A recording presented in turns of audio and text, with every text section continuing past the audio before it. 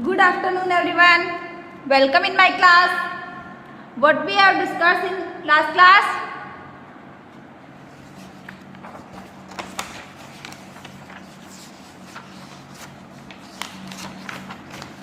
The sentence. फिर अपन ने sentence के पार्ट देखे। सेंटेंस की जो है वो कितने पार्ट होते हैं। फिर अपन ने देखा कि सेंटेंस की जो है कितने टाइप्स होते हैं। सेंटेंस 4 टाइप के होते हैं। फर्स्ट अपन ने स्टडी किया था assertive sentence. Okay, assertive sentence अपन ने स्टडी किया था। अब अपन स्टडी करेंगे इंट्रोगेटिव सेंटेंस। क्या स्टडी करेंगे? Interrogative sentence. Okay, let's start. A sentence that asks question is called a interrogative sentence. Interrogative sentence किसे कहेंगे? जिस सेंटेंस में कोई क्वेश्चन पूछा जा रहा हो उसे अपन क्या कहेंगे?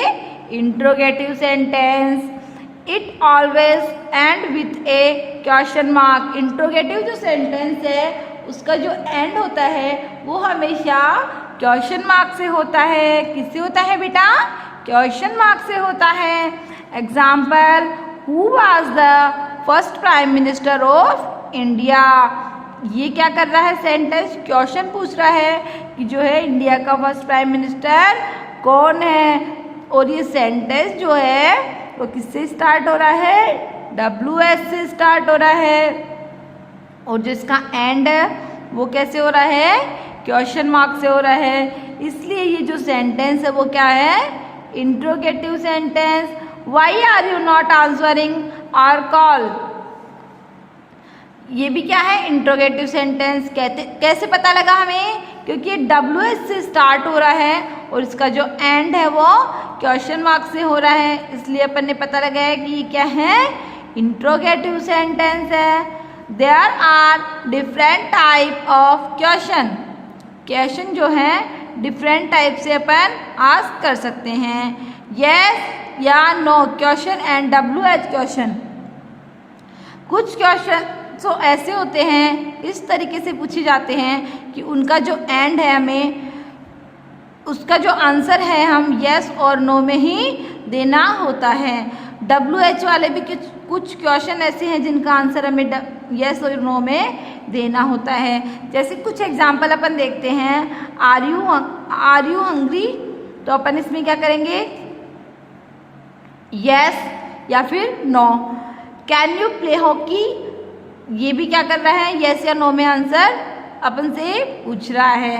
फिर देखो next, the answer this question can be yes और नो। हम इन क्वेश्चन का आंसर यस और नो में भी दे सकते हैं, है ना।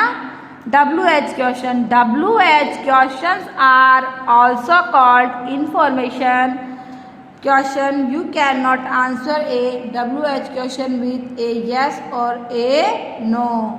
ठीक है, WH वाले क्वेश्चन को हमेशा अपन क्या बोलेंगे? Information question. क्या बोलेंगे बेटा? Information question. You can not answer a WH question with a yes और ए नो। WH वाले जो क्वेश्चन होते हैं वो यस और नो में भी अपन उसका आंसर दे सकते हैं। सॉरी, WH वाले जो क्वेश्चन होते हैं उसका आंसर अपन कभी भी यस और नो में नहीं देते। You need to answer the question with some information.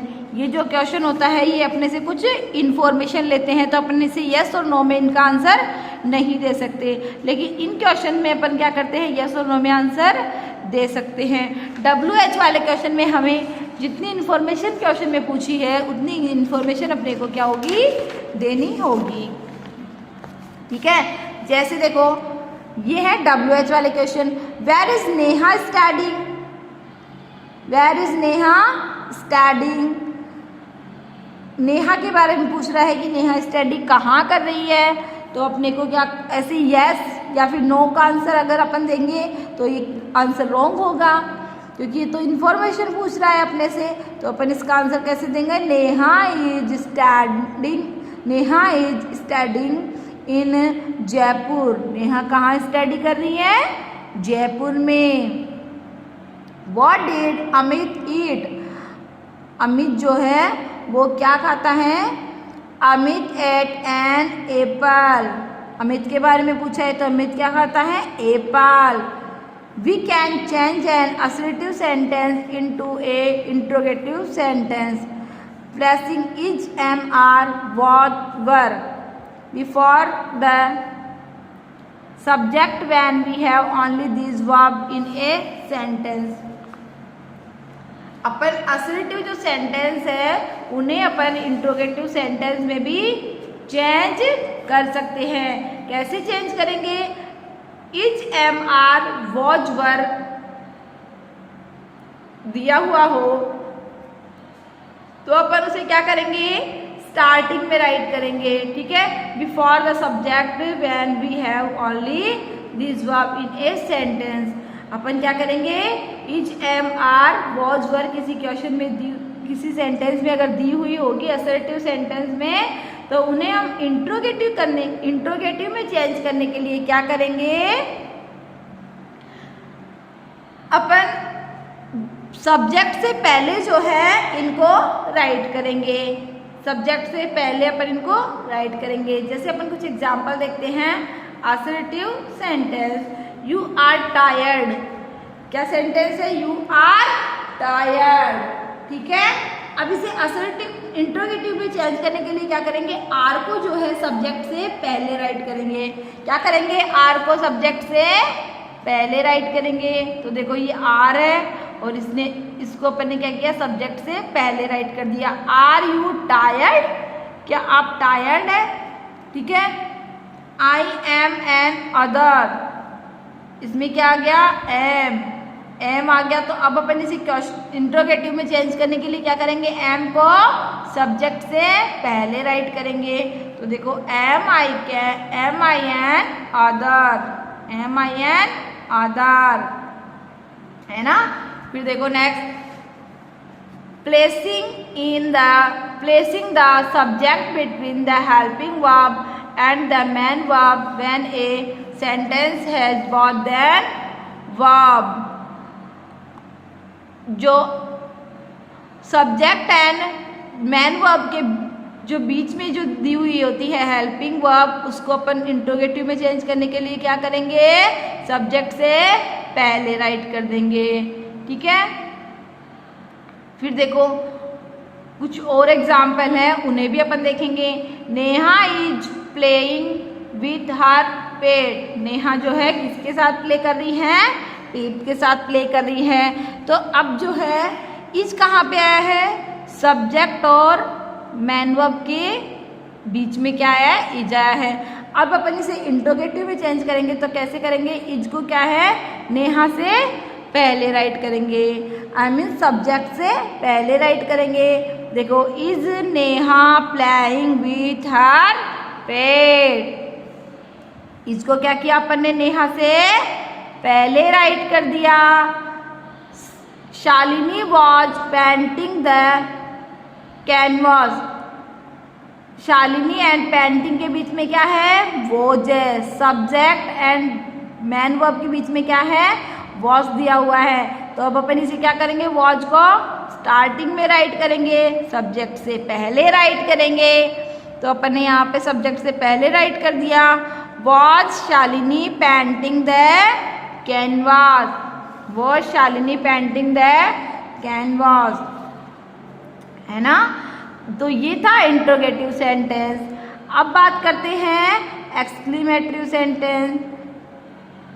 Okay, when a sentence express A sudden and strong feeling of happiness, sadness, hurt, fear or surprise, it is called an exclamatory sentence.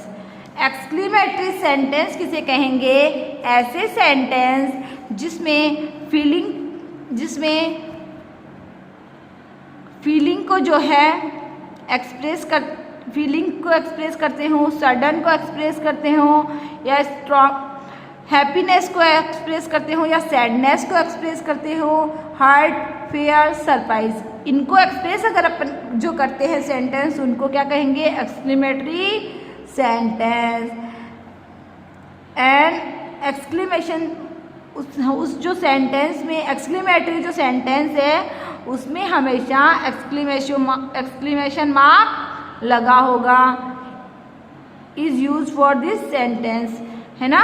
Exclamatory sentence में हमेशा क्या होगा, exclamation mark लगा होगा।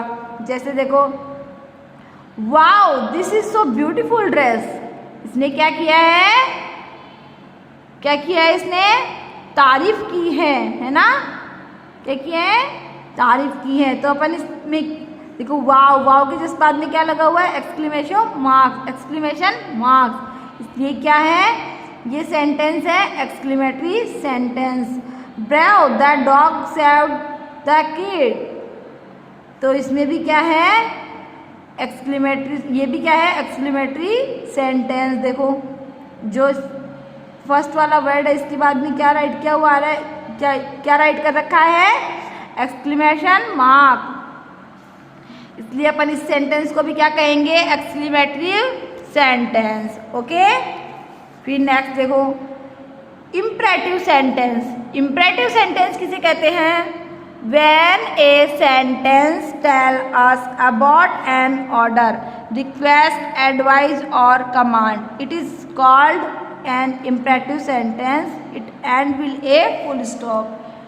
जो है imperative sentence है, उस imperative sentence है वो क्या होता है, वो जब भी किसी सेंटेंस में ऑर्डर दिया हुआ हो या फिर रिक्वेस्ट की हो या फिर एडवाइस या कमांड किया हुआ हो तो उस सेंटेंस को अपन क्या कहेंगे, इम्परेटिव सेंटेंस कहेंगे। क्या कहेंगे बेटा, इम्परेटिव सेंटेंस। और इसका जो एंड है वो हमेशा कैसे होता है, फुल स्टॉप से होता है। कैसे होता है, फुल स्टॉप से होता है।